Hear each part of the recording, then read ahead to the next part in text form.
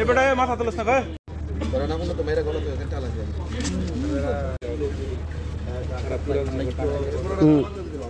আমাদের বিশ্বস্ত সোর্স এবং বিভিন্ন তথ্য প্রযুক্তির মাধ্যমে এই ডাকাত দলকে শনাক্ত করার চেষ্টা করি এবং শনাক্ত করতে পারি। পরবর্তীতে গত রাত্রে আমরা অভিযান চালিয়ে যে 6 জন ছিল তার মধ্যে 5 জনকে গ্রেফতার করতে সক্ষম। তারা আমাদের কাছে স্বীকার করেছে তারা ঘটনাস্থলে উপস্থিত ছিল এবং ডাকাতি করার চেষ্টা করে। সিএনজি কামাল যার নাম বলেছি সে গত সেপ্টেম্বর মাসেও এই সার্ভিস লেনের জায়গায় একটা প্রাইভেট কারকে আটকে ডাকাতি করেছিল।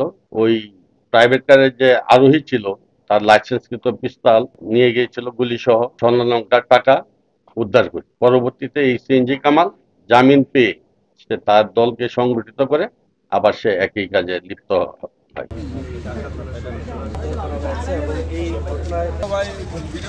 সারা